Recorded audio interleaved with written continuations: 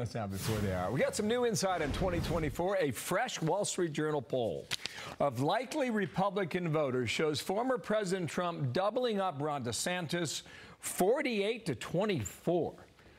With me now, two Republicans from DeSantis' state of Florida, Corey Mills and Greg Steube. Gentlemen, good morning to both of you. We're hoping to have Byron Donalds on in a moment here if that satellite gets linked up. But thank you for being here. Congressman Steube, I want to start with you because you had some comments this past week that really got some attention. You're saying that in 5 years, Governor DeSantis did not reach out to you one time. Is that true? Yes, sir, and it's a little bit even worse than that, in my opinion. There's been multiple opportunities where I have gone up to him and talked to him, given him my cell phone number, asked him to reach out to me. There's been events in my district that I was specifically told I couldn't be part of the press conference, told to go stand in the corner, was not allowed to be participating in that when he was in my district. So it's you can't win friends and influence people that way, especially in the political realm. And there's been many things that I've reached out to him. I walked up to him, gave him my cell phone number, said, hey, I need to talk to you about Lake Okeechobee when I first got elected. And not even a person from his staff called me back. But you know, he had such quick action after Hurricane Ian. I mean, a lot of folks in your district, were suffering then.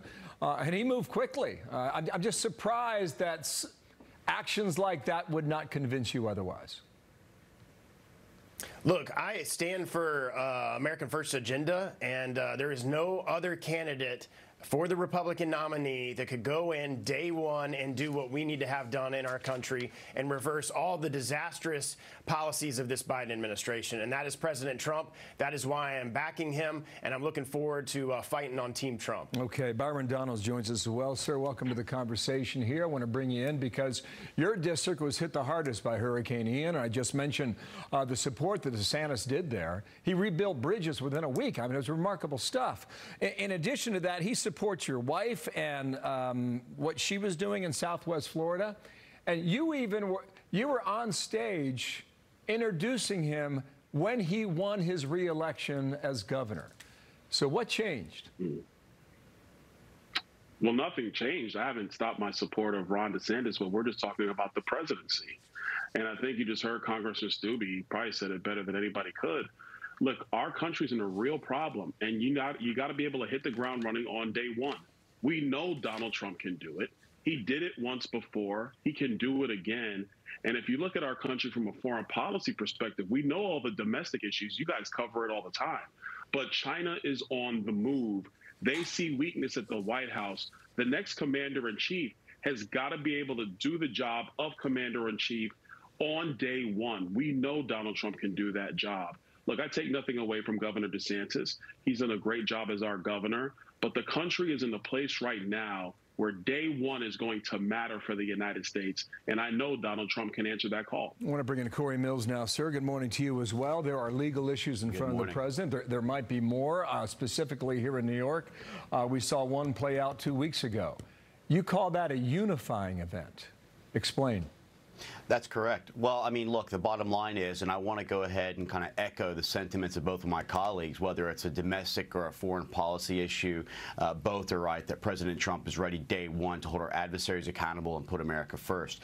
When it comes to the unifying approach, I mean, we saw something which was absolutely unprecedented, where you had a attorney general who was appointed and supported by George Soros, who even ran on the principles that I will come after Donald Trump. And he has basically upgraded his accusations and allegations from a misdemeanor to a felony. I mean, the attempt of putting a gag order at this point would have actually been a larger impediment as far as like what the legal ramifications were than the charge that they're trying to levy against him itself. And here's the bottom line. The American people have seen for far too long, whether it was the Obama administration and the weaponization of the IRS in 2004, whether it's what's going on right now, whether it was the DOJ and Operation Crossfire Hurricane, the bottom line is that Americans are tired of watching a two-tier justice system where our actual government is being weaponized against Americans. And the reason they're going after President Trump is because he is the one who can actually defeat Joe Biden in the White House, take back our country, get it back on track, and start actually leading the country where it needs to go. They know that, and that's why they're coming after him. But America stands behind President Trump. Yeah, to all three of you, and Congressman Steube, maybe you can start here. You know, in the past primary season, the president supported a few candidates who turned out to be pretty weak, and they did not win. You also know in 2020, suburban voters did not support his candidacy. How do you back that now? How could that even possibly change in 2024 with a rematch? Well, in my district, Trump is overwhelmingly supported, just like that poll that you just showed from the Wall Street Journal. Well, Trump's beating DeSantis by 24 points. It's very similar here in my district in Southwest Florida. So Trump has the support. He's going to continue to have the support. He's going to continue to build the teams he's going to need to build to be successful. Okay, Congressman Donalds, you look at suburbs of Philadelphia, Milwaukee, Wisconsin come to mind. How would you address that? It's very simple. Every presidential election is a different election. You can't look at 24 in the prism of 2020. Why? COVID-19 had the entire country shut down. Voters were looking at a bunch of different things. But looking at 24, what I believe is you're going to have President Trump and President Biden in front of these voters. And the simple question is this: who did the job better? And it is without question that Donald Trump did the significantly better job than what Joe Biden is doing currently. That's going to be your question in 24. And I think that suburban moms looking at inflation, looking at the indoctrination that's happening in our schools, they're going to say, you know what? These Democrats have led us the complete wrong way. The polling indicates that. We need somebody who's effective and can get the country on track. Last question, Corey Mills. Do you give Governor DeSantis credit for what he has done in the state of Florida? Because it's no longer purple. Absolutely. Look, I think it's just like Byron was saying earlier. You know, we've got a great governor. He's done a tremendous job. I am not in any way trying to diminish the impact that he's had here in the state of Florida. But what we need is a person who can actually lead on day one. And here's the greatest part about it that people forget.